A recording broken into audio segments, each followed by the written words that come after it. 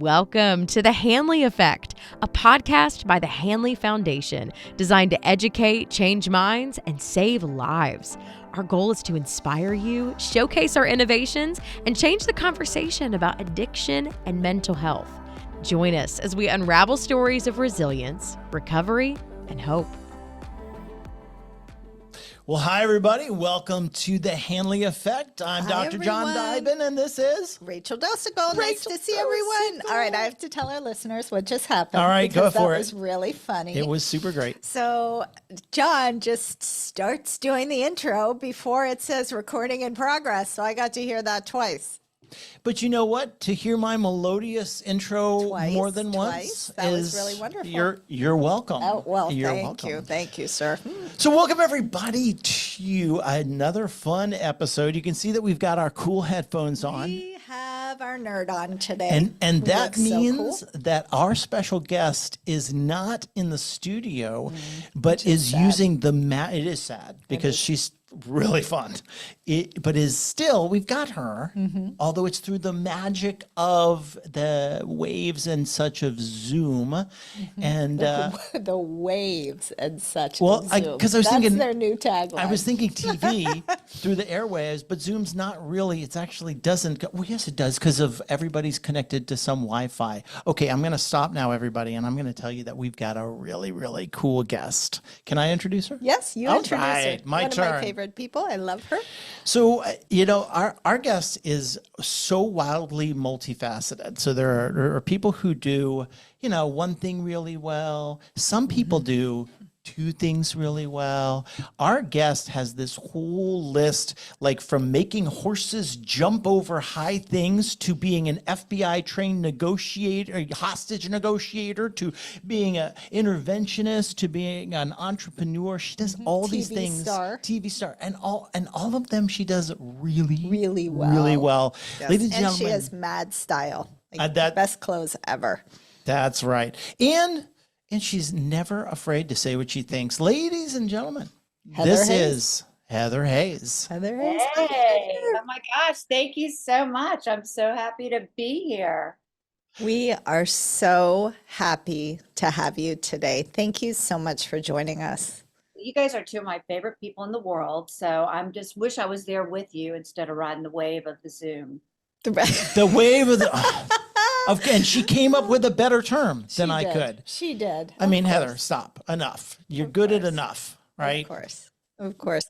So I just want to say for our listeners, Heather has a gift, I guess, of dealing with the most difficult families that we ever deal with. If we hear that we have a family and a patient coming in and Heather Hayes is working with them, we know that the case is complex, that, it is multifaceted, multi-layered. And I just want to ask Heather to talk about her experience and, talk about how you got to where you are today. Absolutely. I mean, you're one of the leaders in our field.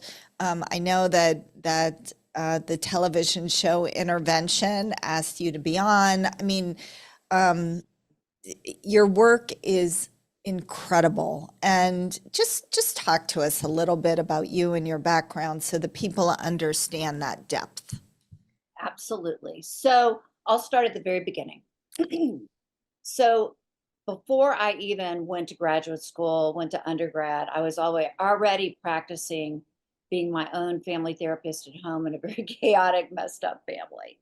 So I, probably around 12, 13 years old, to deal with the pain of all the chaos. It was a very looking good family, which made it more confusing. Grandfather was a United States Senator.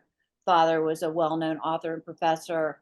But my parents divorced and remarried each other 3 times. It was super chaotic. So I started drinking and using drugs around 12 years old. So by the time I went off to college, I was absolutely, full-blown diagnosably substance abuse disorder. So I thought if I changed my major to psychology, it would help me not drink and do so many drugs. So it didn't click right away, but by the third year of college, I checked myself into rehab. And Wow. once I kind of sobered up, my lights went back on, my head went online, brain went back online again. I knew more than anything that I wanted to be a therapist, probably more than Mm. anything I'd known in my life. I love that. So I had been at University of Georgia, which was a train wreck. Um, didn't go back to Georgia, went to Emory, got my undergrad degree, went on to graduate school in Boston. And, after that, I really did everything I could possibly do to just stay open and keep learning. And I trained with some of the best out there. I trained with a lot of the family systemic therapists. I did studied with Salvador Minuchin. I trained Mhm. took a training with Jay Haley and Chloe Madonis, studied Ericksonian psychotherapy, took a 3-year Gestalt experiential therapy training. And so I really, I think part of what I bring into today was that I've always been hungry to learn. Mm. And I've never felt like, it's interesting when you say I'm really good at stuff. I've never felt like, I've always felt like there's more to learn. Like, Right. I don't feel like I ever really master anything. I just learn a lot of good tools and try and do the best I can.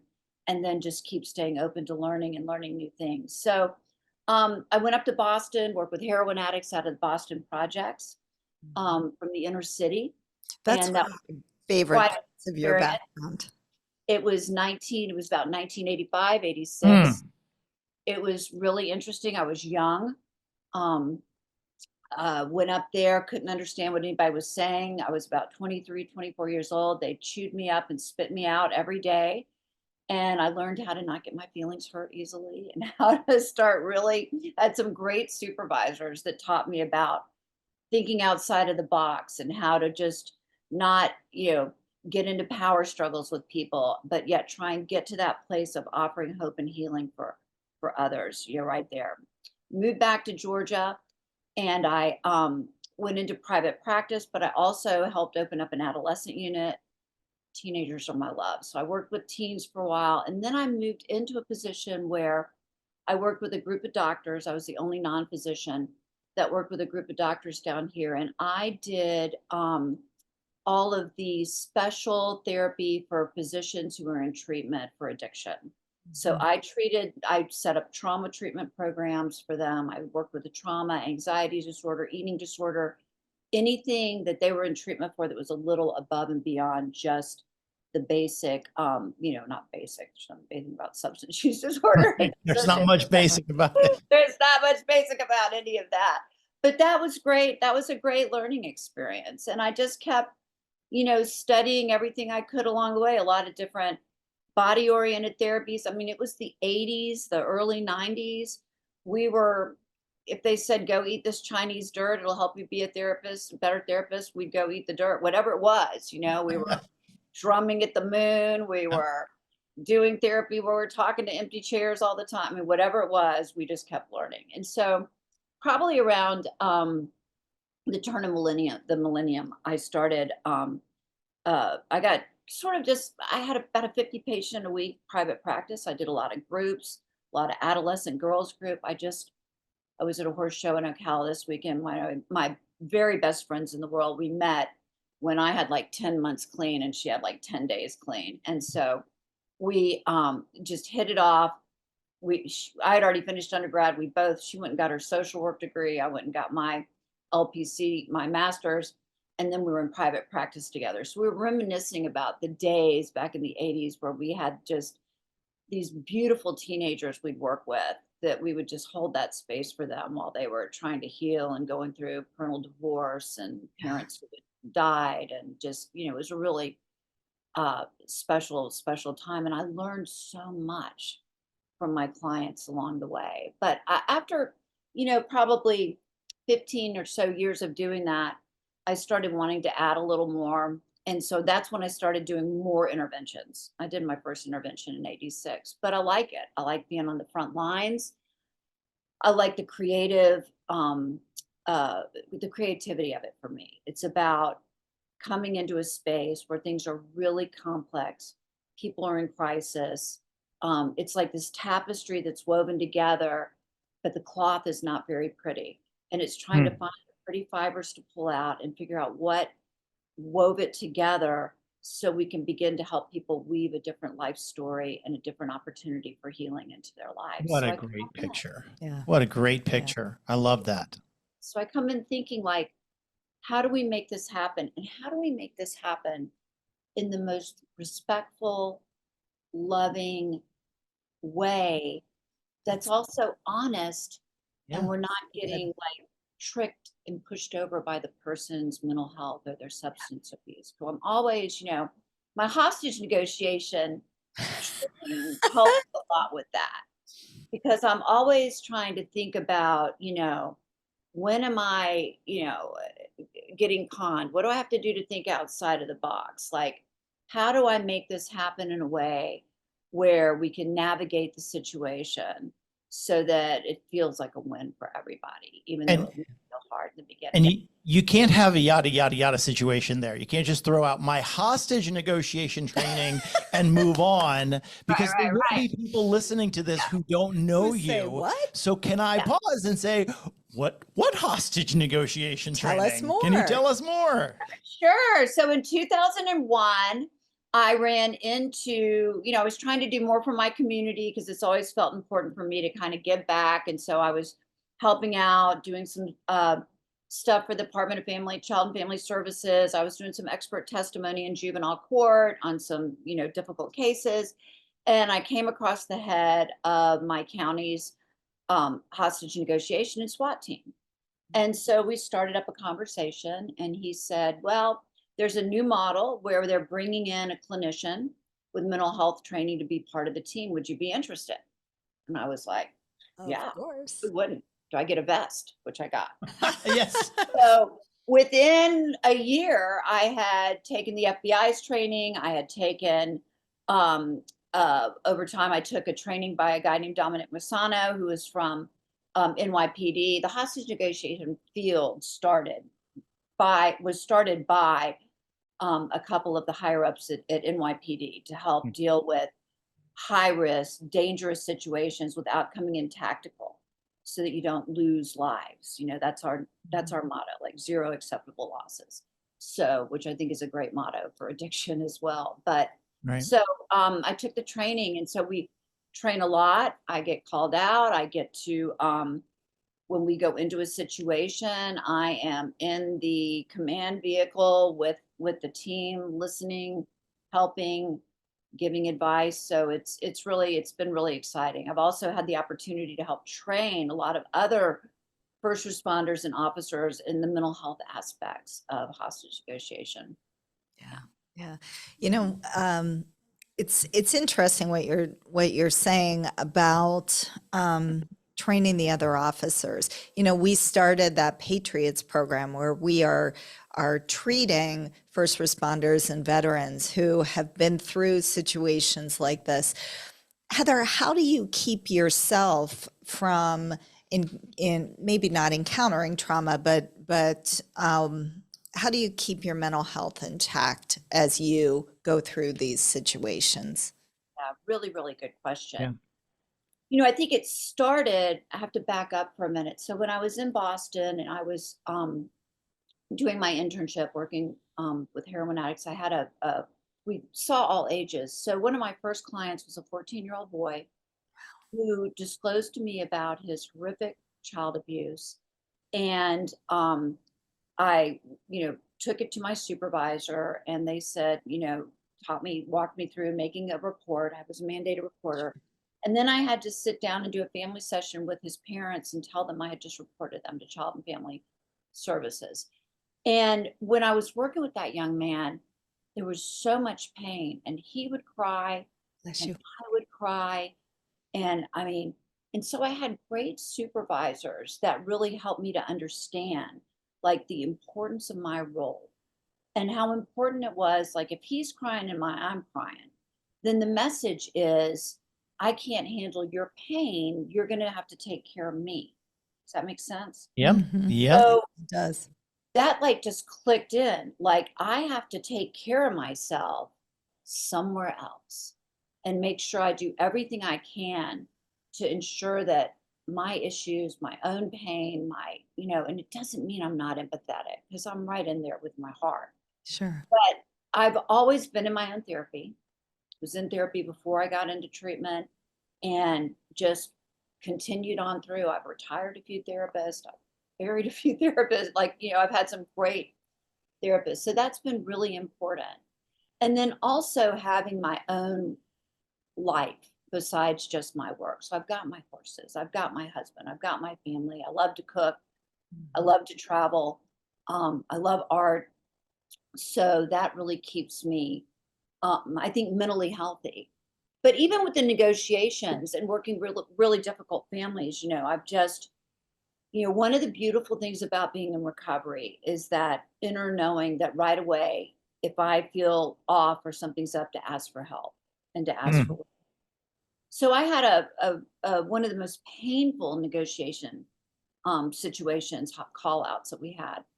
A father had barricaded himself into his home and had his 11-month-old child in there with him, and he ended up shooting his child and taking his own life. And the baby lived for about 10 hours after.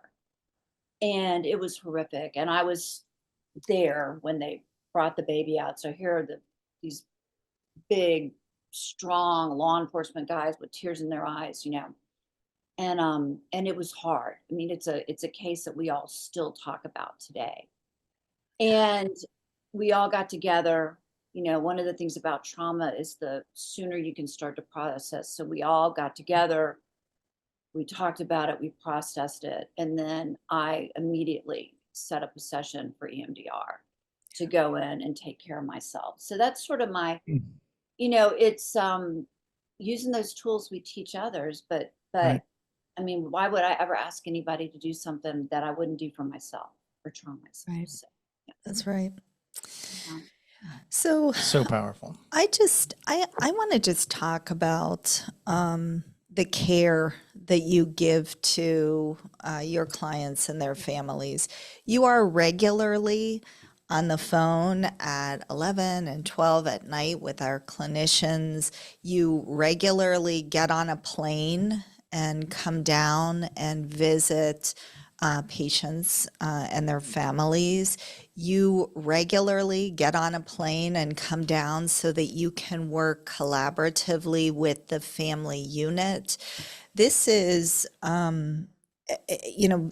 your work is really extraordinary. And I want to, I just want to remark on how incredible it is from the standpoint of the CEO at Hanley, to have a leader in our field demonstrate that type of commitment and have our staff see that and be part of that is really a great modeling and learning experience for them. And, you've seen this for years with Heather. Yeah. Yep. Yeah. And the message that the answer to that question, how do you keep from that vicarious trauma, that real trauma that occurs, that not real is not the word, that the direct trauma and the vicarious trauma, it is so critical. I hope that there are young therapists. I hope there are students who are listening to this. I always tell people there's one question I ask every single therapist in an interview that's looking for a job. And I ask them, how do you deal with countertransference? And that's essentially, if you're not a therapist, it's essentially, how do you deal with your own feelings that come up, right? Your own stuff. Yeah. And the minute I hear somebody say, and I've had it, people will sometimes say, you know what, I've been a therapist for long enough that I don't really deal with that. That person does not get the job, right? Therapists are, and mental health professionals, the minute you stop being human, right, you need to go find another job. The minute you stop being able to be impacted by it, but also you have to compartmentalize and you have to do it at the right place.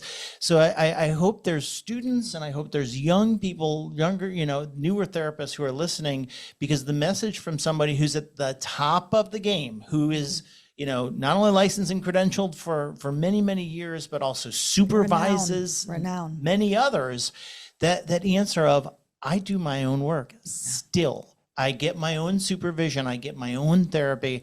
I cannot say how critical that is, because you can't do the work that you do at that level without that. So it's just so important. I think we save this and play it for every student, intern. You know, we I don't know, we have a dozen or more interns from different schools, including we have medical residents and everybody. I think we might just take that clip and play that for every single one, because no matter what your job is or your role is, you still have to take care of yourself. So there are two things that just came up that I want to make sure that we comment on. First of all, Heather, talk about, there are a lot of therapies. Talk about EMDR and why you feel like that is so powerful. So I think there are a lot. I think for me, what I do, it's been really important to learn everything I possibly can about trauma, treating trauma, all the different modalities. So back when I moved back from Boston and opened up the adolescent unit, there were 4 therapists on the unit. I was the only female. So all the girls were assigned to me. So quickly I learned that I had to learn about working with trauma, eating disorders, self-harm. And so I went and studied everything I could. I studied the works of Judith Herman.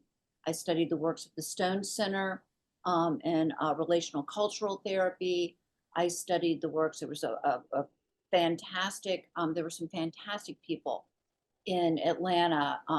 Joan Fagan, Irma Shepherd, Kathy Steele. So there were some great folks. Then came in Bessel Vanderkolk, Peter Levine, Stephen Porges, Richard Schwartz.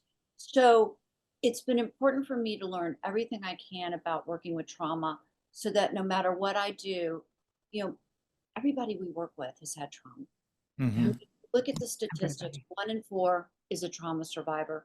We get those at a very different edge of the bell curve, who are coming in, they're already in pain, they're already in distress.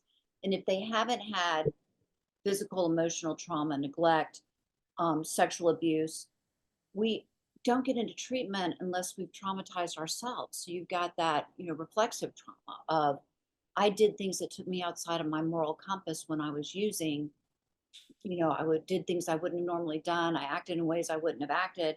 So I, have also traumatized myself, which people can have PTSD from. So for everyone, I think it's different. For me, it's always been important to say, let me get as many tools in my toolbox as I can. For some people, EMDR is amazing. It takes that charge out of the trauma. For others, it's more difficult for them to talk about it. So maybe somatic therapy may be more helpful. For others, they're very in touch with how they've compartmentalized, or not in touch with how they've compartmentalized. So on a dissociative continuum, internal family therapy. Right. Yes. Is the best way to go. So it's important, I think, to really let clients come into that process and be exposed to different modalities, so that they can also say, here's what works for me. They did a lot of research with some of the first responders. So I've worked a lot with first responders, and these are our men and women that are on the front lines. They are on the front lines in war. They are on the front lines every day out in law enforcement. They are our EMTs that are pulling up on the most horrific tragedies. They're cleaning up natural disasters. Right. And they have to compartmentalize to be able to do their job. And for a lot of them, it's really difficult to talk about their feelings. So there was some research that was done after 9/11 where they found a lot of great results just by doing acupuncture in certain parts of the ear. And then the clients didn't even have to talk about their trauma, and they could still get relief. So it's sort of like having that tray that you come to your clients with and say, here are a lot of different ways. Let's see which one works best for you. So that's a long answer to, do I like EMDR? Yes, I do. I like them all. And that's what I was looking for. I mean, because it's not a one size fits all. That's right. And That is why quality treatment is essential. Individualized quality treatment. It is. It really is. And it's the other reason why I'm such a proponent of people educating themselves. You Yes. know, there are a lot of ways these days where you can go and take a training and you can become a coach or you can become an interventionist. And I have always felt like, you know, for me, I always want to do things right. I want to do things ethically. I know I can make mistakes. I want to be aware. I want to learn.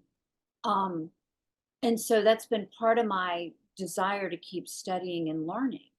And so I don't think that working as an interventionist or working on the front lines or going in with families is an entry level position.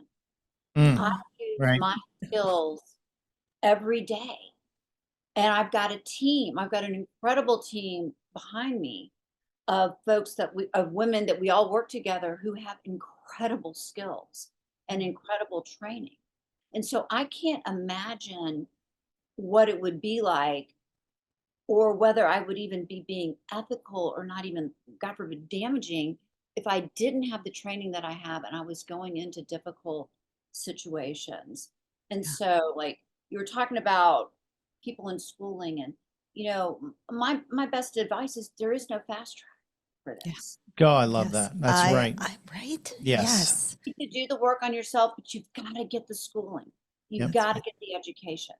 Like don't say you can do a mental health intervention if you've never taken a graduate course on mental health issues. So one of the things that drives me really nuts is we will hire a young therapist, usually somebody who's finished with school, but they're an intern, so they need to learn from somebody who is licensed and what we call sort of master's level. That doesn't designate a degree, it designates seasoning, right? And experience and all these things. These young people want to come work for a year in the treatment center and then go start a private practice. And it drives me crazy because, individuals in the community, they think somebody who's in private practice is somebody who has the type of experience like you do or Right. like It's all you the do. same. Right.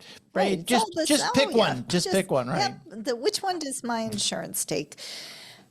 And the difference is vast. And it really can be the difference between getting well and not getting well.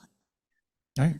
And it can also be the difference of people having hope and faith in therapy and healing Yes. Yeah. or It's a feeling discouraged, like it doesn't work. It didn't work for me. We went through all this and no one got better, or Mhm. and that to me is the hardest part. Like we owe it to our clients to show them that they can get better, to give them that hope. Sometimes it's a rocky road, but helping them have that support and understanding, Yeah. Right. that this is part of the journey. And to really even look at like, what does health look like for a family system? I Right. mean, So is how one person gets into treatment and gets better and the family doesn't? Mhm. Maybe not. Doesn't it? Sometimes it Maybe looks not. like the family gets better and someone, maybe the identified patient continues struggling, but there's help and health, in ways that the family script is beginning to change. It can just look a lot of different ways. So I actually have two things. So my second thing is you have a love of working with young people.